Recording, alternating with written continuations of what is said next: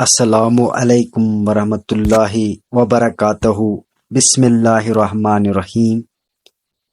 یہ واقعہ اس وقت کا ہے جب حضور نبی اکرم صلی اللہ علیہ وسلم اسلام کی تبلیغ کے لیے مکہ مکرمہ سے باہر تشریف لے جا رہے تھے۔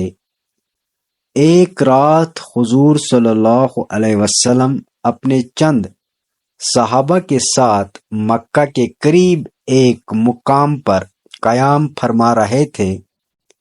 آپ صلی اللہ علیہ وسلم تہجد کی نماز پڑھ رہے تھے اور قرآن پاک کی تلاوت فرما رہے تھے۔ آپ کی تلاوت کی آواز سن کر قریب موجود جنات کا ایک گروہ آپ کے قریب آیا۔ جنات قرآن پاک کی تلاوت سن کر حیران رہ گئے اور ایک دوسرے سے کہنے لگے کہ یہ کیسی عجیب کتاب ہے جو حق کی دعوت دیتی ہے اور سابقہ آسمانی کتابوں کی تصدیق کرتی ہے۔ وہ آپ صلی اللہ علیہ وسلم کے قریب ہو کر بیٹھ گئے اور خاموشی سے قرآن پاک کی تلاوت سنتے رہے۔ تلاوت ختم ہونے کے بعد جنات نے نبی اکرم صلی اللہ علیہ وسلم سے بات کرنے کی اجازت مانگی۔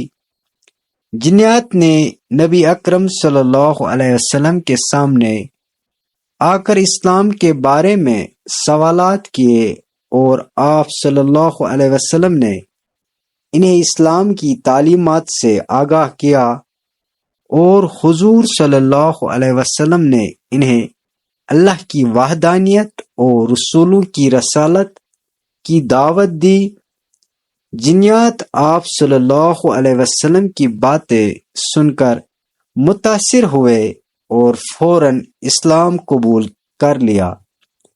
اس واقعے کا ذکر قرآن مجید میں بھی سورۃ الجن میں کیا گیا ہے، جہاں جنات کے اس گروہ کا ذکر ہے جو قرآن کی تلاوت سن کر ایمان لے آئے، اور اس بات سے ثابت ہوتا ہے کہ حضرت محمد صلی اللہ علیہ وسلم کی نبوت صرف انسانوں کے لیے نہیں بلکہ جنات کے لیے بھی ہدایت کا ذریعہ تھی۔